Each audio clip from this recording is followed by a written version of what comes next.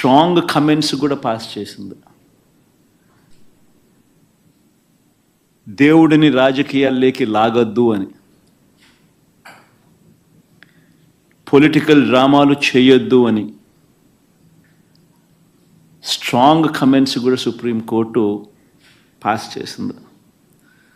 చంద్రబాబు గారు స్వయంగా వేసుకున్న సిట్టును సైతం రద్దు చేసింది.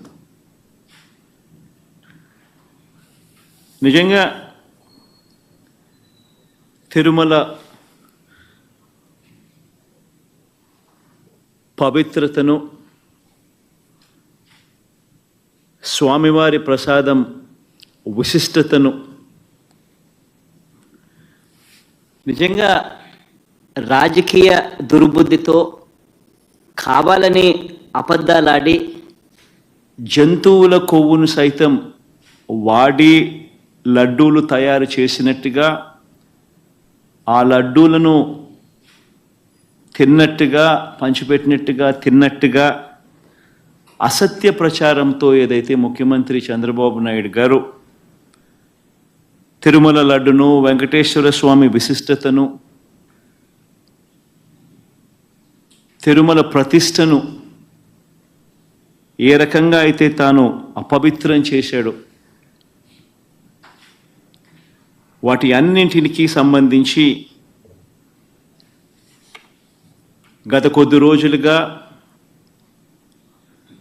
సాక్ష్య ఆధారాలతో సహా నేను చూపించడమే కాకుండా కోర్టులు సైతం చంద్రబాబు నాయుడు గారిని మొటిక్కాయలు వేసిన పరిస్థితులు గమనించాం.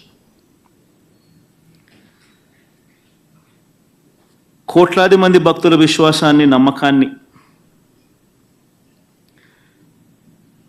దెబ్బతీస్తూ చంద్రబాబు నాయుడు అనే వ్యక్తి ఏ రకంగా తాను పద్ధతి ప్రకారం అబద్ధాలాడాడో, ఆ అబద్ధాలను సైతం అవి అబద్ధాలు అని చెప్పి క్లియర్ కట్గా తెలిపే విషయంగా, తెలిసేట్టుగా సాక్షాత్తు టీటీడీ ఈఓ అంటే చంద్రబాబు నాయుడు గారు తాను ముఖ్యమంత్రి అయిన తర్వాత తానంతటి తానే నియమించుకున్న తన ఐఏఎస్ ఆఫీసర్, తన ఈఓ ఏ విధంగా చంద్రబాబు నాయుడు గారి మాటలకు విరుద్ధంగా, ఏ విధంగా చంద్రబాబు నాయుడు గారి మాటలకు విరుద్ధంగా తాను స్వయంగా ప్రకటనలు చేశాడు. ఇవన్నీ కూడా ఒక్కసారి గమనించినట్లయితే చంద్రబాబు నాయుడు గారు ఇప్పటికీ మామూలుగా అయితే మంచి వ్యక్తి అయితే గన ఇంత ఆధారాలు కనిపిస్తూ ఉన్నప్పుడు కొద్దో గొప్ప సిగ్గుపడతాడు. ఆయన అన్న మాటలు సాక్షాత్తు టీటీడీ ఈఓ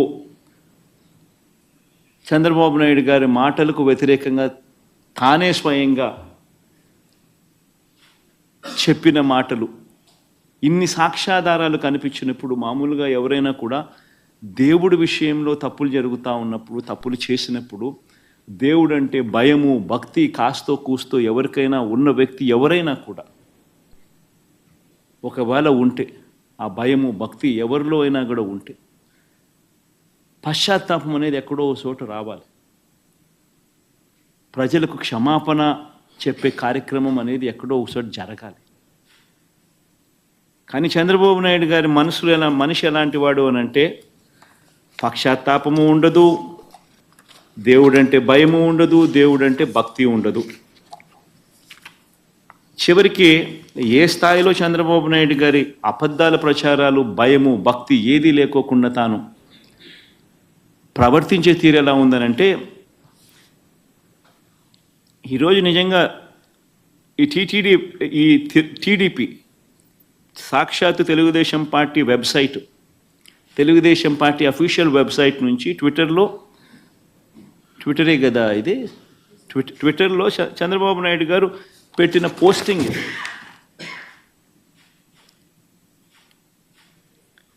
అంటే పశ్చాత్తాపం అనేది ఎక్కడైనా కానీ కనీసం దేవుడి విషయంలో తప్పు చేసినప్పుడు తప్పు జరిగింది అని తెలిసినప్పుడు ఇంత ఎబ్బెట్టుగా కనిపిస్తూ ఉన్నప్పుడు ఎక్కడో ఒక చోట దేవునికి క్షమాపణ చెప్పి దేవుడు అంటే భయము భక్తి ఉండాల్సింది పోయి